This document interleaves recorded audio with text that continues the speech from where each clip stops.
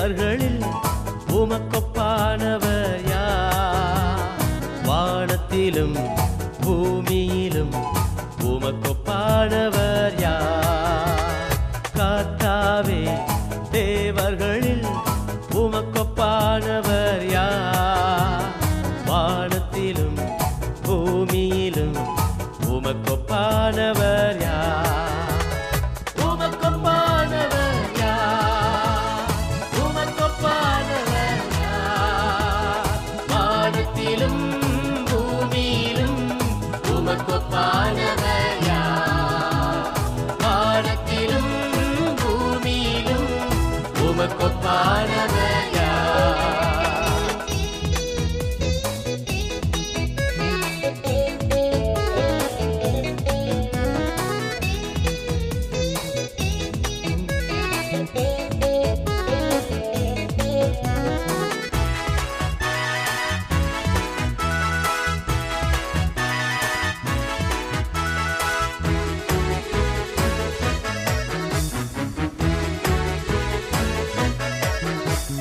செங்கடலை நீர் பிளந்து உந்தன் ஜனங்களை நடத்தி சென்றீர்.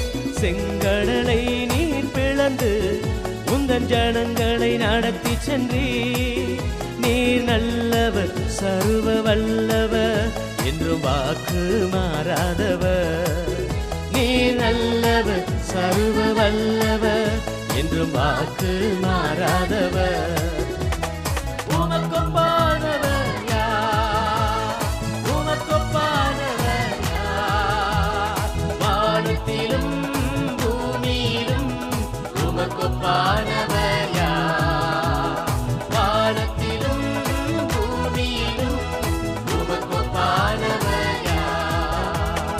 கர்த்தாவே, தேவர்களில் உமக்கொப்பானவர் யார்? வானத்திலும் பூமியிலும் உமக்கொப்பானவர் யார்?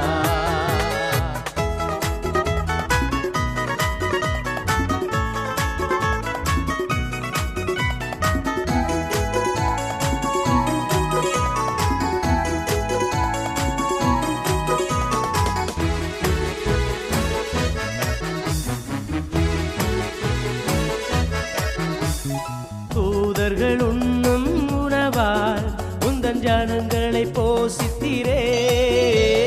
தூதர்கள் உண்ணும் உணவால் உந்தன் ஜனங்களை போஷித்தீரே. உம்மை போல யாருண்டு இந்த ஜனங்களை நேசித்திட? உம்மை போல யாருண்டு இந்த ஜனங்களை நேசித்திட? உமக்கொப்பானவர் யார்? உமக்கொப்பானவர் யார்? வானத்திலும் பூமியிலும் உமக்கொப்பானவர் யார்? வானத்திலும் பூமியிலும் உமக்கொப்பானவர் யார்? கர்த்தாவே, தேவர்களில் உமக்கொப்பானவர் யார்? வானத்திலும் பூமியிலும் உமக்கொப்பானவர் யார்?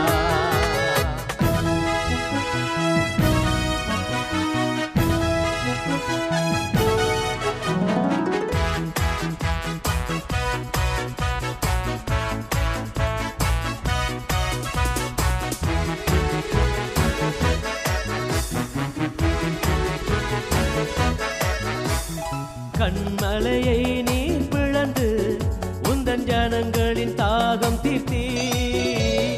கண்மலையை நீர் பிளந்து உந்தன் ஜனங்களின் தாகம் தீர்த்தீ. உம் நாமம் அதிசயம், இன்றும் அற்புதம் செய்திடுவே. உம் நாமம் அதிசயம், இன்றும் அற்புதம் செய்திடுவே. உமக்கொப்பானவர் யார்? உமக்கொப்பானவர் யார்? வானத்திலும் பூமியிலும் உமக்கொப்பானவர் யார்? வானத்திலும் பூமியிலும் உமக்கொப்பானவர் யார்? கர்த்தாவே, தேவர்களில் உமக்கொப்பானவர் யார்? வானத்திலும் பூமியிலும் உமக்கொப்பானவர் யார்?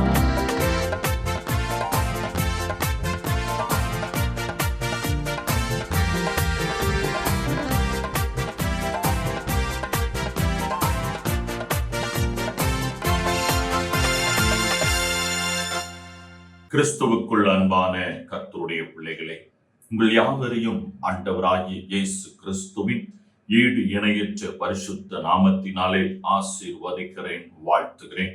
கர்த்தர் தாமே இந்த நாளில் நீங்கள் எதிர்பார்க்கிற நன்மைகள் யாவையும் பரத்திலிருந்து உங்களுக்கு அருளி செய்து நீங்கள் இம்மையில் சுகித்திருக்கவும் மறுமையில் நிலைவாழ்வை சுதந்திரித்துக் கொள்ள கிருபை செய்வதாக. கண்களை மூடி கர்த்தருடைய வார்த்தைக்காக நாம் ஜெபம் செய்வோம். எங்கள் நேசிக்கின்ற எங்கள் அன்பின் தகப்பனே, நன்றியோடு நாங்கள் உம்மை துதிக்கிறோம், உம்மை ஸ்தோத்தரிக்கிறோம். சத்தியத்தை அறியுங்கள், சத்தியம் உங்களை விடுதலையாக்கும் என்று சொன்ன தம்முடைய வாக்கின்படி உம்முடைய வார்த்தைகளை நாங்கள் தியானிக்கவும் அதை விளங்கிக் கொள்ளவும் எங்கள் வாழ்வில் விடுதலை செய்யும்படியாக எங்களுக்கு அனுக்கிரகம் செய்யும். அடியேனை மறைத்து உம்முடைய வார்த்தைகளை விளங்கச் செய்வீராக. இயேசுவின் மூலம் ஜெபிக்கிறோம் வல்லமுள்ள பிதாவே, ஆமென். இந்த நாளிலே நாம் தியானிக்கும்படியாக எடுத்துக்கொண்ட வேத வசனம் லூக்கா எழுதின சுவிசேஷம் 9வது அதிகாரம் 51 வசனம் முதல் 56 வசனம் முடிய. பின்பு அவர் எடுத்துக்கொள்ளப்படும் நாட்கள் சமீபித்த போது அவர் எருசலேமுக்கு போக தமது முகத்தை திருப்பி தமக்கு முன்னாக தூதர்களை அனுப்பினார். அவர்கள் போய் அவருக்கு இடத்தை ஆயத்தம் பண்ணும்படி சமாரியாருடைய ஒரு கிராமத்திலே பிரவேசித்தார்கள். அவர் எருசலேமுக்கு போக நோக்கமாய் இருந்தபடியினால் அவ்வூரார் அவரை ஏற்றுக்கொள்ளவில்லை. அவருடைய சீசராகிய யாக்கோபும் யோவானும் அதை கண்டபோது, ஆண்டவரே, எலியா செய்தது போல வானத்திலிருந்து அக்கினி இறங்கி இவர்களை அழிக்கும்படி நாங்கள் கட்டளையிட உமக்கு சித்தமா என்று கேட்டார்கள். அவர் திரும்பி பார்த்து, நீங்கள் இன்ன ஆவி உள்ளவர்கள் என்பதை அறியீர்கள் என்று அதற்றி, மனுஷகுமாரன் மனுஷருடைய ஜீவனை அளிக்கிறதற்கல்ல ரட்சிக்கிறதற்கே வந்தார் என்றார். அதன் பின்பு அவர்கள் வேறொரு கிராமத்திற்கு போனார்கள் என்பது நான் வாசி கேட்ட வேத பகுதியிலே ஒரு கிராமத்திலே ஆண்டவராகிய இயேசு கிறிஸ்துவையும் அவருடைய சீஷர்களையும் ஏற்றுக்கொள்ள அதன் சூழ்நிலை ஏற்பட்ட பொழுது அங்கே சீஷர்கள் இயேசு கிறிஸ்துவை பார்த்து சொல்லுகிறார், எலியா பழைய ஏற்பாட்டு காலத்திலே தமக்கு விரோதமாய் வந்தவர்களை வானத்திலிருந்து அக்கினி இறங்கி பீறி போடும்படியாக செவித்தது போல இங்கே நாமும் வானத்திலிருந்து அக்கினி இறங்கி வந்து இந்த ஜனங்களை எல்லாம் பீறி போடும்படியாக நாம் வேண்டுதல் செய்வோம் என்று சொல்லுகிறதை நாம் பார்க்கிறோம். இயேசு கிறிஸ்து சீஷர்களை பார்த்து அதற்றினார். அவர் சொன்னார், நான் மனுஷர்களை அழிப்பதற்கல்ல அவர்களை மீட்பதற்காகவே வந்தேன் என்று அங்கே அவர் சொல்லுகிறார். ஆம், இயேசு கிறிஸ்து இந்த உலகத்திலே மீட்பராக வந்தார். இன்று உலகத்திலே தெய்வம் என்று அநேகர் சொல்லுகிற தெய்வம் அல்லாதது, அதை நம்புகிறவர்கள் நாம் இதற்கு ஏதாவது செய்யவில்லை என்றால் இது நம்மை அழித்துவிடும் என்று அவர்கள் சொல்லுவதை நாம் பார்க்க முடியும். ஆகவே அதற்கு பயந்து நடுங்கி அதற்கு கீழ்ப்படுகிறதும் அதற்கான ஆராதனைகளை தொழுகைகளை ஏறெடுக்கிறதையும் நாம் பார்க்கிறோம். ஆனால் தெய்வம் அப்படி அல்ல. இயேசுதான் மெய்யான தெய்வம். இயேசு அப்படி அல்ல. இயேசு நம்மை மீட்பதற்காக வந்தார், அவர் அழிப்பதற்காக வரவில்லை. இதை நீங்களும் நானும் தெளிவாக விளங்கிக் கொள்ள வேண்டும். அருமையான கர்த்தருடைய பிள்ளைகளை, ஏதேன் தோட்டத்திலே ஆதாமும் ஏவாளும் வாழ்ந்து கொண்டிருந்தார்கள்.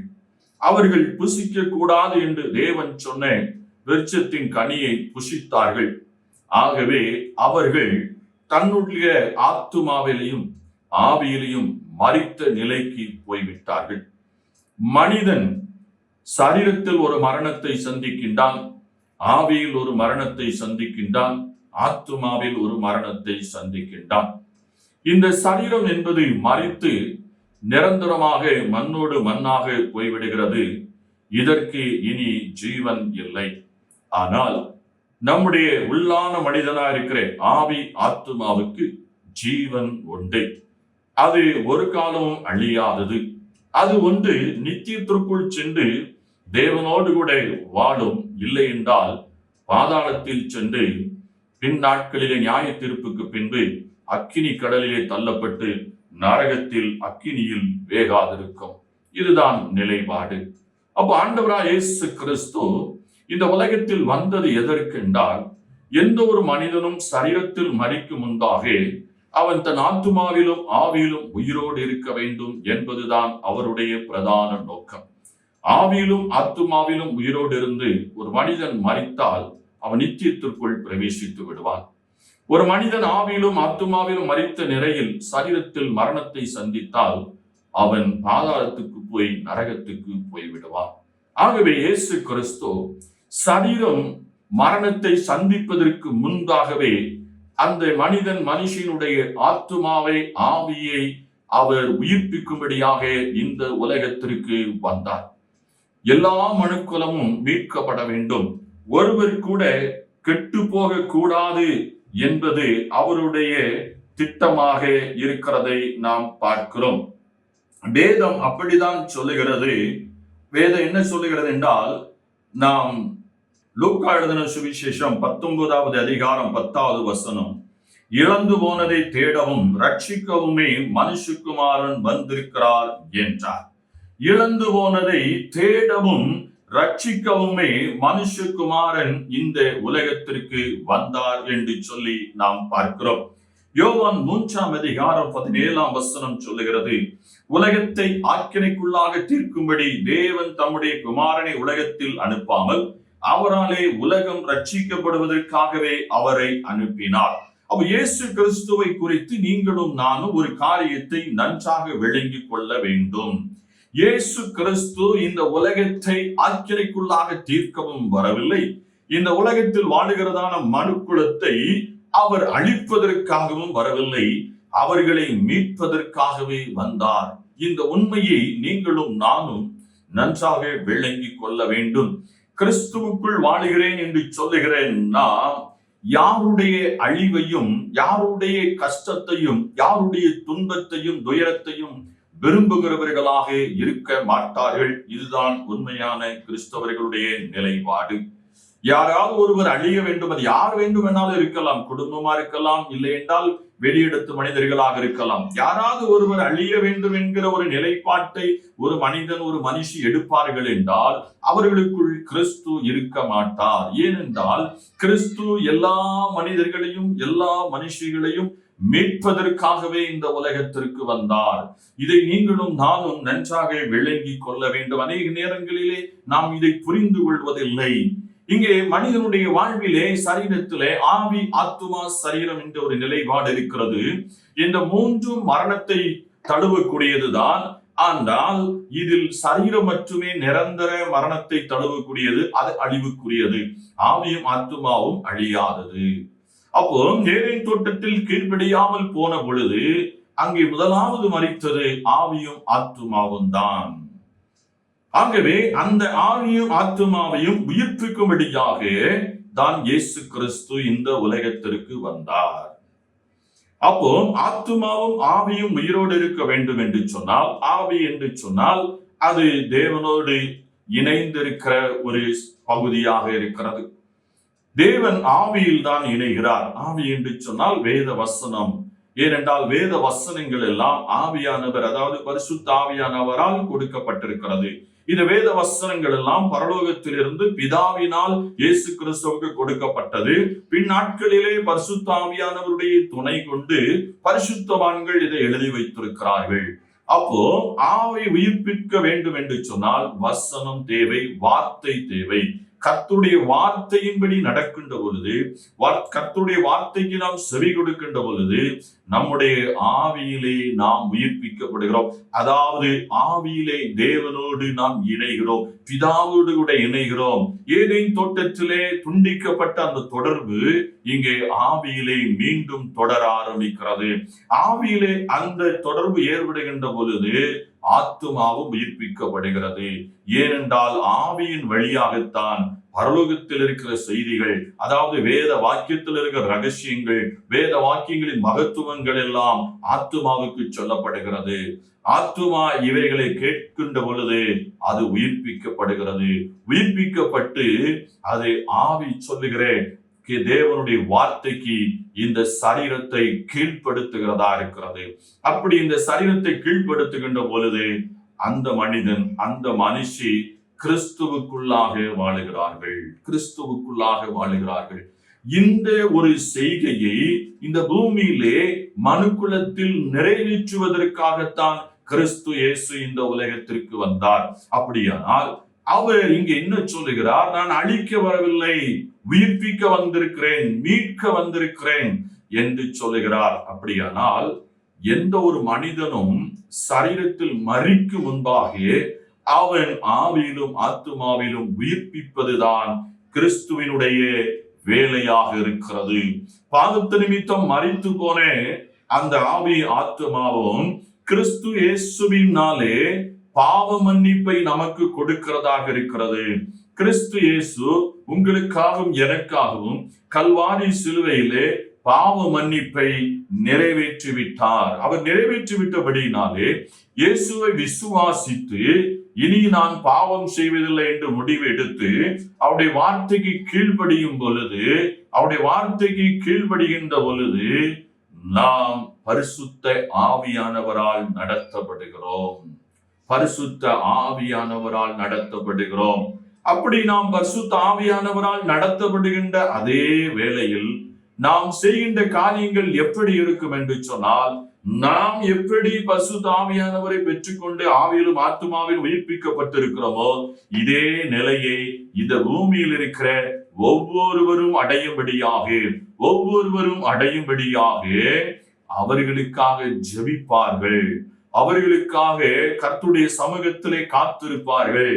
அவர்களுக்கு இயேசு கிறிஸ்துவின் இந்த பாவ மன்னிப்பின் நிச்சயத்தை குறித்த நற்செய்தியை கொடுப்பார்கள்.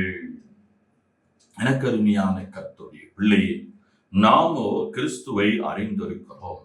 ஆனால் இந்த உலகத்தில் அநேகர் கிறிஸ்துவை இன்னும் அறியவில்லை. ஆகவே அவர்களுடைய செய்கைகள் பிறருடைய வாழ்விலே, சரீரத்திலே அவர்கள் அழிக்கப்பட வேண்டும் என்கிற ஒரு தீராத எண்ணம் அவர்களுக்குள் வருவது இயல்பானது. ஆனால் நமக்குள் கிறிஸ்து இருக்கின்றபடியினால் யார் ஒரு மனிதனுடைய சரீர மரணத்தையும் கூட நாம் விரும்புகிறவர்களாக இருக்கக்கூடாது. அதற்கு மாறாக அவர்கள் நமக்கு விரோதமாய் எழும்பியிருக்கின்றபடியினால் அவர்கள் ஆவியிலும் ஆத்துமாவிலும் மரித்திருக்கிறார்கள் என்ற நிலையை நாம் உணர்கிறோம். அப்படி உணர்ந்த வேளையிலே அவர்கள் அந்த ஆவியிலும் ஆத்துமாவில் உயிர்ப்பிக்கும்படியாக அவர்களுக்கு நாம் கிறிஸ்துவை சொல்ல வேண்டும், கிறிஸ்துவை அறிவிக்க வேண்டும், கிறிஸ்துவினிடத்திலே நாம் வேண்டுதல் செய்ய வேண்டும். அப்படியானால் இன்னைக்கு ஆண்டவர் இயேசு நமக்கு என்ன கற்றுக் கொடுக்கிறார்? நாம் யாதொருவருடைய வாழ்விலையும் தீங்கை விரும்பக்கூடாது. யாதொருடைய வாழ்விலும் அக்கிரமத்தை விரும்பக்கூடாது. யாதொரு மனிதனுடைய வாழ்விலும் தீமை நடக்க வேண்டும் என்று எண்ணவும் கூடாது. இந்த எண்ணம் கிறிஸ்துவினுடைய எண்ணம் அல்ல. இதை நீங்களும் நானும் நன்றாக விளங்கிக் கொள்ள வேண்டும். அருமையான கர்த்தருடைய பிள்ளைகளே, அநேக நேரங்களிலே நாம் இதை விளங்கிக் கொள்வதில்லை. கணவன் மனைவிக்கு விரோதமாகவும், மனைவி கணவனுக்கு விரோதமாகவும், பிள்ளைகள் பெற்றோருக்கு விரோதமாகவும், பெற்றோர்கள் பிள்ளைகளுக்கு விரோதமாகவும், சகோதரர்கள் சகோதரர்களுக்கு விரோதமாகவும், சபைகளிலே சமுதாயத்திலே ஒருவருக்கு விரோதமாக எழும்புகிறதை பார்க்கிறோம். பிறருக்கு விரோதமாய் எழும்புவது என்பது கிறிஸ்தவ ஜீவியம் அல்ல. பிறருடைய வாழ்வு உயிர்ப்பிக்கப்பட வேண்டும். பிறருடைய வாழ்வு கிறிஸ்துவுக்குள் ஜீவன் பெற வேண்டும். அதற்காக நாம் பிரயாசப்படுகிறவர்களாக ஒவ்வொரு நாளும் செயல்படுவதற்காக கர்த்தராகிய இயேசு கிறிஸ்து நம்மை அழைத்திருக்கிறார். ஆகவே தயவு செய்து யாதொருவருடைய அழிவை விரும்பாதிருங்கள். அழிவை விரும்பாதிருங்கள். பிறருடைய அழிவுக்கு காரணமாகாதிருங்கள். எல்லாருடைய வாழ்வுக்கும் எல்லாருடைய ஜீவனுக்கும் நாம் ஏதோ ஒரு வகையில் உதவி செய்கிறவர்களாக, பலன் கொடுக்கிறவர்களாக வாழுகிற ஒரு வாழ்க்கையை நோக்கி நாம் பயணிக்க அழைக்கப்பட்டிருக்கிறோம். இழந்து போனது என்றால் நீங்களும் நானும் மாத்திரமல்ல, இந்த பூமியில் இருக்கிற அனைத்து மக்களும் தான். இன்று இதை கேட்டுக்கொண்டிருக்கிற அருமையான கர்த்தருடைய பிள்ளை, ஒருவேளை உங்களுடைய வாழ்விலே நீங்கள் ஆவியிலும் ஆத்துமாவிலும் சரீரத்திலும் மரித்த நிலையில் இருக்கிறீர்களா? யோசித்து பாருங்கள்.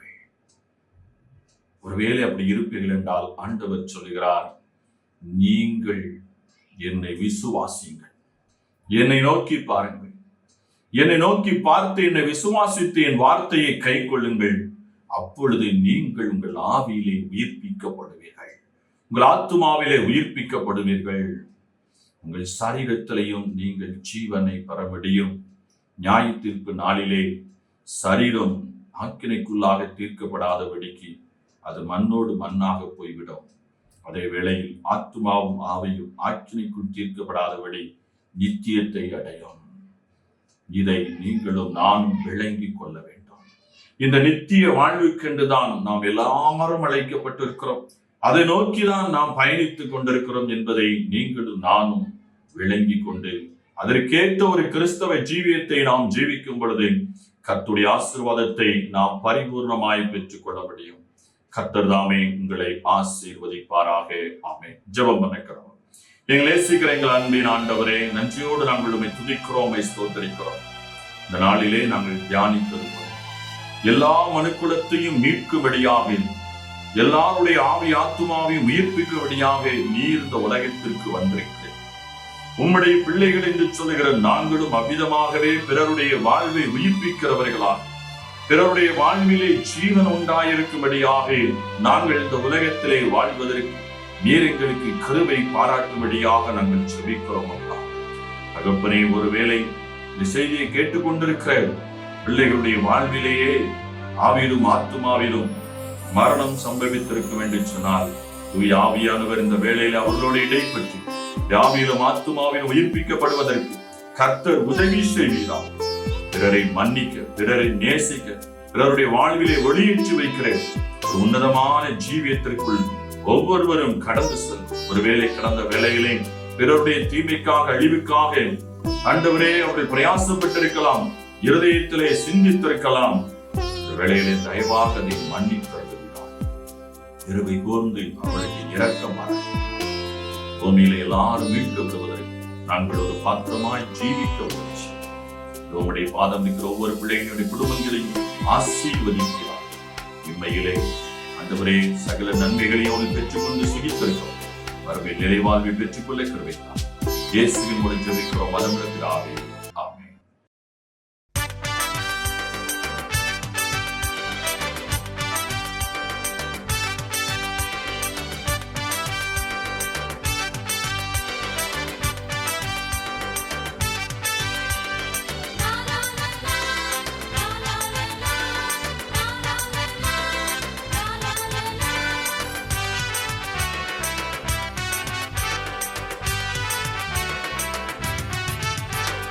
சந்தோஷமாயிருங்க, எப்பொழுதும் சந்தோஷமாயிருங்க, சந்தோஷமாயிருங்க, எப்பொழுதும் சந்தோஷமாயிருங்க.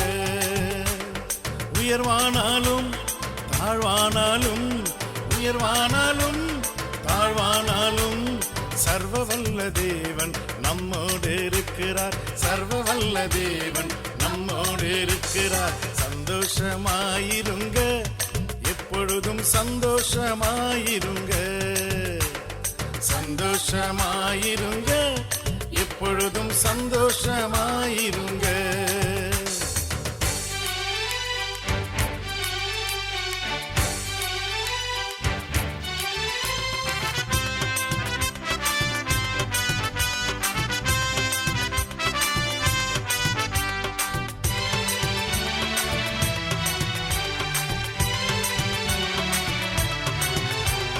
நெருக்கத்தின் நேரத்திலும் கண்ணீரின் பாதையிலும், நெருக்கத்தின் நேரத்திலும் கண்ணீரின் பாதையிலும் நம்மை காண்கின்ற தேவன் நம்மோடு இருப்பதால் சந்தோஷம் சந்தோஷமாயிருங்க.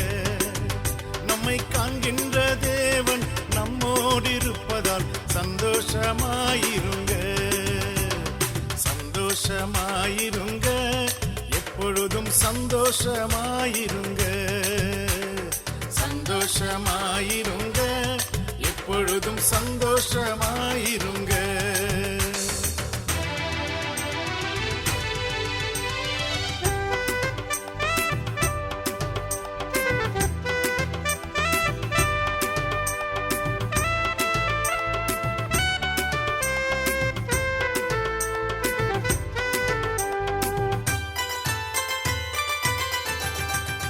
விசுவாச ஓட்டத்திலும் ஊழிய பாதையிலும், விசுவாச ஓட்டத்திலும் ஊழிய பாதையிலும் நம்மை வழிநடத்தும் தேவன் நம்மோடு இருப்பதால் சந்தோஷமாயிருங்க. நம்மை வழிநடத்தும் தேவன் நம்மோடு இருப்பதால் சந்தோஷமாயிருங்க. சந்தோஷமாயிருங்க, எப்பொழுதும் சந்தோஷமாயிருங்க. சந்தோஷமாயிருங்க, எப்பொழுதும் சந்தோஷமாயிருங்க.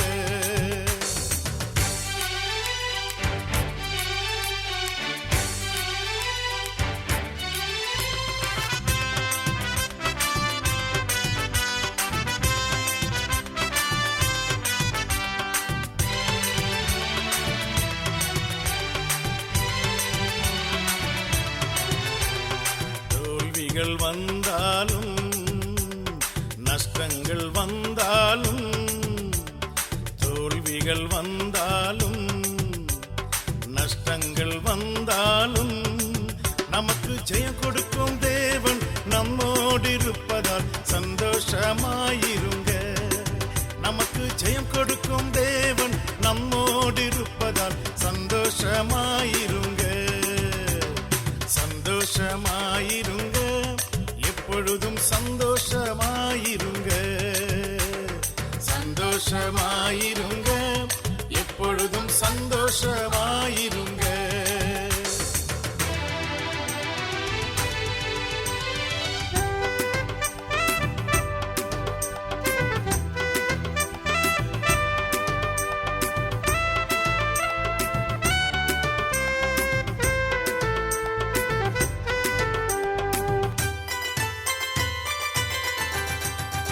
என்னதான் நேர்ந்தாலும் சோர்ந்து போகாதீங்க.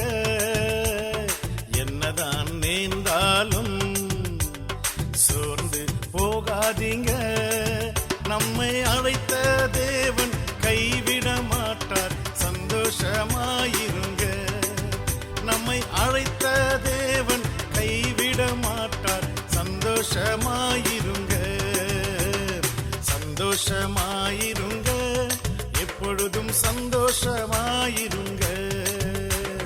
சந்தோஷமாயிருங்க, எப்பொழுதும் சந்தோஷமாயிருங்க. உயர்வானாலும் தாழ்வானாலும், உயர்வானாலும் தாழ்வானாலும் சர்வ வல்ல தேவன் நம்மோடு இருக்கிறார். சர்வ வல்ல தேவன் நம்மோடு இருக்கிறார். சந்தோஷமாயிருங்க, எப்பொழுதும் சந்தோஷமாயிருங்க. சந்தோஷமாயிருங்க, எப்பொழுதும் சந்தோஷமாயிருங்க. நானே நல்ல மேய்ப்பன், நானே நல்ல மேய்ப்பன், இந்த உலகை ஆளும் மேய்ப்பன், இந்த உலகை ஆளும் மேய்ப்பன்.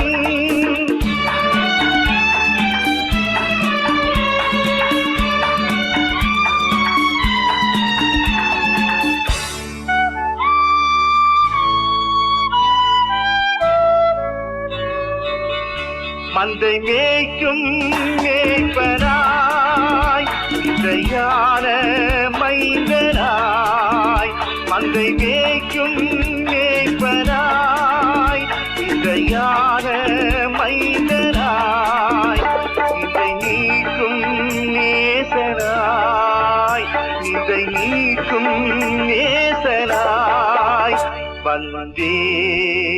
சொந்தமாய். நானே நல்ல மேய்ப்பன், நானே நல்ல